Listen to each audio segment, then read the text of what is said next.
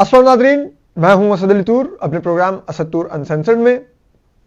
आज जो हम आपके लिए खबर लेके आ रहे हैं वो है कि मुल्क भर में आम इंतखाबात के लिए आज पोलिंग डे था। आज पोलिंग जारी रही।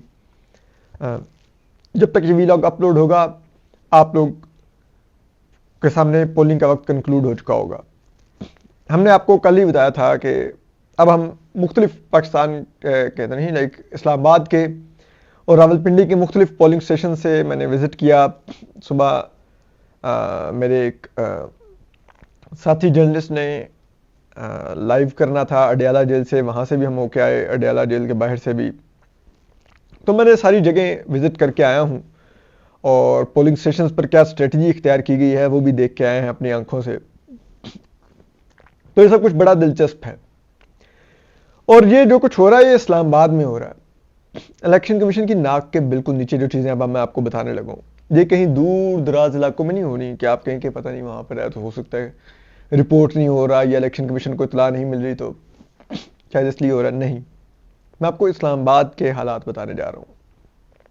ठीक है, हालात ये हैं कि आपको हमने कल बताया था कि मिलिट्री एस्टेब्लिशमेंट के लिए बड़ा इशू हो रहा है 100 सीटें पूरी करना नून लीग की। तब उसमें हुआ यह है कि पोलिंग डे पर कल वादे के बावजूद कि इंटरनेट और मोबाइल सर्विस नहीं बंद की जाएगी, पीटीए की तरफ से वादे ऐलान के बावजूद मुल्क भर में मोबाइल और इंटरनेट सर्विस बंद कर दी गई।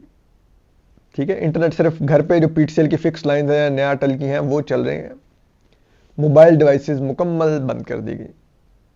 ठीक है, डर क्या था कि पीटीआई के वोटर एक दूसरे को इनकरेज करेंगे कॉल्स कर करके कि आओ वोट डालने आओ, एक दूसरे के साथ कोऑर्डिनेट करेंगे, आएंगे, मिलके आएंगे, जत्थों की सूरत में आएंगे तो मसला हो जाएगा। अब जब वोटर एक दूसरे से कोऑर्डिनेट ही नहीं कर पाएगा कि चलो यार वोट डालने चलना है, कोई अगर डिसअपॉइंट हुआ भी होगा कि यार इमरान खान को जेल में डाल दिया, उम्मीदवार आज़ाद कर दिए, वोट डालने जाना, तो उसका साथी वोटर उसको पुश करके ले जाएगा कि नहीं नहीं यार तू चल वोट डालने, हमने फिर भी वोट डालना है। ठीक है, और दूसरा यह है कि ये इकट्ठे होकर ना आ सके ताकि पोलिंग स्टेशन के बाहर पीटीआई के कैंप्स में रश नजर ना आए, क्योंकि अगर पीटीआई के कैंप्स भरे हुए नजर आते हैं, दूसरे कैंप्स खाली नजर आते हैं तो फिर भी अब मिलिट्री एस्टेब्लिशमेंट कैसे वो सब कुछ करेगी, तो वो भी करना था। फिर तीसरा, अब बहुत से लोग होते हैं सुस्ती के मारे होते हैं, वो कहते हैं यार जैसे वोट होगा ना उसे सुबह 8300 पर मैसेज करके या कॉल करके पूछ लूंगा कि मेरा वोट कहां पे कौन से पोलिंग स्टेशन पड़ा हुआ है। अब मोबाइल सर्विस ही बंद होगी है।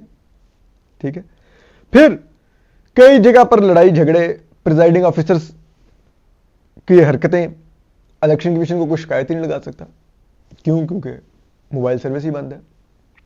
और अब प्रिजाइडिंग ऑफिसर्स क्या कर रहे हैं, मिलिट्री एस्टेब्लिशमेंट के साथ मिलकर पोलिंग को स्लो किया गया।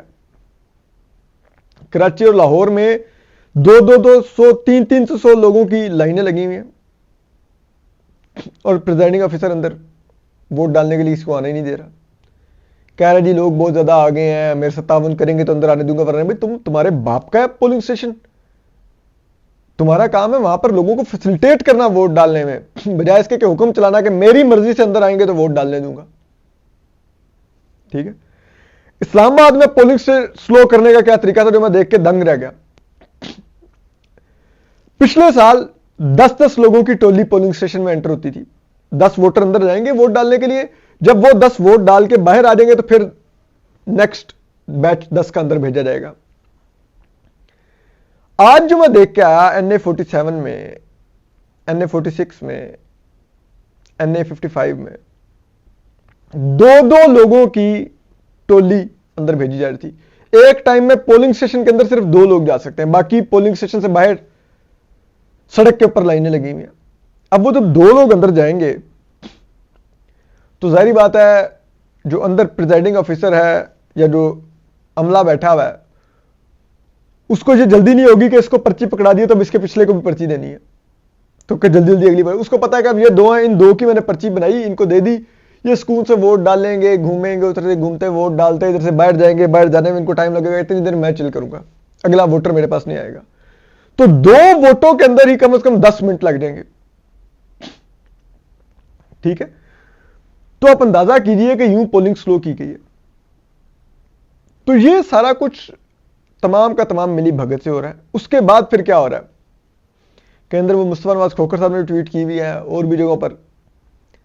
अब एजेंसियों के लोग सादा कपड़ों में पोलिंग स्टेशन के अंदर खड़े हुए हैं और देख रहे हैं कौन किसको वोट डाल रहा है, और वहां से रियल टाइम रिपोर्ट कर रहे हैं कि इस जमात का इतना वोटर आ रहा है, इसका इतना आ रहा है, ताकि अपडेट रहें। हमारी मिलिट्री एस्टेब्लिशमेंट की एजेंसियां, क्योंकि रिगिंग तो कर रही हैं। फिर पोलिंग स्लो करके बाज जगह पर लड़ाइयां करवाई गई हैं, बाज जगह पर दहशतगर्दी के खतरे की वजह से डिक्लेयर की गई है। हालांकि 2013 और 2008 के इलेक्शन में जितने दहशतगर्दी के वाकयात हुए थे, उसके मुकाबले में 10% भी दहशतगर्दी के वाकयात नहीं हुए। लेकिन ना 2013 में मोबाइल सर्विस बंद हुई थी, ना 2008 में मोबाइल सर्विस बंद हुई थी, लेकिन आज मोबाइल सर्विस बंद कर दी गई। दहशतगर्दी का नहीं डर, डर है पीटीआई के वोटरों का। ठीक है, उस वजह से यह तमाम गंदा खेल खेला जा रहा है। और फिर वहां पर बहुत से, मुझे इत्तेफाक हुआ, कोई अमेरिका से फैमिली आई हुई थी, कोई एक रशिया से एक साहब आए हुए थे, कोई फ्रांस से फैमिली आई हुई थी, वो वोट करने आए हुए थे पाकिस्तान, और वो सारे बाय द वे पीटीआई के वोटर ही थे। इसी तरह लाहौर में मैंने सुना है कि बहुत से पीटीआई के ओवरसीज वोटर, जिनमें से मेजॉरिटी डॉक्टर है, वो वोट करने आए हुए हैं। तो ये एक हालत है। लेकिन जो मिलिट्री एस्टेब्लिशमेंट जहां पर अब कामयाबी हासिल कर रही है वो ये है कि जो जितने भी रूरल एरियाज हैं वहां पर कहीं पर भी पीटीआई का पोलिंग एजेंट नहीं है। शहरों के अंदर भी तमाम जगह पर पीटीआई के ना पोलिंग कैंप है, ना पोलिंग एजेंट है। अब वोट जितना मर्जी डल जाए, अब काउंटिंग के वक्त अगर पीटीआई का पोलिंग एजेंट बैठ रहे हैं तो फिर जो मर्जी काउंट करवा लें, अब जितना मर्जी वोट आगे पीछे कर दें, जितने मर्जी ठप्पे लगा के नए वोट ऐड कर दें। ठीक है, वो तो फिर अब आपकी मर्जी है, आप जो मर्जी करें। तो वो वोट काउंट में अब मिलिट्री एस्टेब्लिशमेंट को थोड़ा सा रिलीफ है। वो कहते हैं कि अब जो ऊपर रिपोर्ट्स भेजी जा रही है कि पीटीआई के पोलिंग एजेंट बहुत कम जगहों पर है, तो इसलिए बआसानी हम लोग इस वोट काउंट में, अगर पीटीआई को कहीं पर वोट में मार्जिन मिल भी रहा होगा तो हम उड़ा देंगे। तो ये एक ऐसा सिनेरियो है जिसका फायदा उठा के अब मिलिट्री एस्टेब्लिशमेंट ये इलेक्शन रिग करने जा रही है। और अब जो पहले मुश्किल हो रहा था कि पीएमएलएन को 100 सीटें भी दिलवाई जा सकें, अब जो मिलिट्री एस्टेब्लिशमेंट है वो बड़ी अपने आप को कंफर्टेबल महसूस कर रही है, और वो कह रहे हैं कि हम कंफर्टेबली पीएमएलएन को 100 से ज्यादा सीटें दिलवाएंगे, और हो सकता है 120 से भी ज्यादा दिलवा दें और सिंपल मेजॉरिटी दिलवा दें। तो ये तमाम हालात हैं। पीटीआई के इंतजामात बहुत ही नाकिस हैं, उनके पोलिंग एजेंट नहीं हैं, और उसकी वजह भी समझ आती है। जिस तरह का उनके खिलाफ क्रैकडाउन किया गया, तो कहां से उनके उम्मीदवार अपने पोलिंग एजेंट पूरे करते, उनको तो मुहिम नहीं चलाने दी गई। तो ये एक हालात हैं। और इलेक्शन कमीशन के भी चीफ इलेक्शन कमिश्नर साहब थोड़ी देर पहले टॉक कर रहे थे कि 8300 पे पूछ लें, हमने तमाम इंतजाम किए हैं। इलेक्शन कमीशन का काम था वो फौरन हुकूमत को डंडा देती कि भाई खोलो मोबाइल सर्विस, ये कैसे आपने बंद किया। और अब ये ऐसा लगता है कि कल जो दहशतगर्दी के वाकयात बलूचिस्तान में हुए, जिसमें 28 लोग शहीद हुए, अब तो इस तमाम हरकत से तासुर मिल रहा है कि वो फिर वाकयात शहीद करवाएंगे ताकि जवाब पैदा किया जाए। तो ये एक बुरे हालात हैं। पंजाब में तो कोई दहशतगर्दी नहीं हुई थी, तो पंजाब में क्यों बंद की गई मोबाइल सर्विस? इस्लामाबाद तो मुकम्मल सेफ है, इस्लामाबाद में क्यों मोबाइल सर्विस बंद की गई? तो वजह यह है कि पंजाब और इस्लामाबाद ही तो मेन बैटल ग्राउंड है, और केपी, तो इन तीनों को तो सबसे ज्यादा यहां पे रिगिंग करनी है इन्होंने। कराची में भी हमारी बात हुई लोगों से, वहां पे भी लोग कह रहे थे पोलिंग बहुत स्लो है, और उन जगहों पर स्लो है जहां जहां पर पीटीआई का जोर है, वहां पर पोलिंग स्लो है।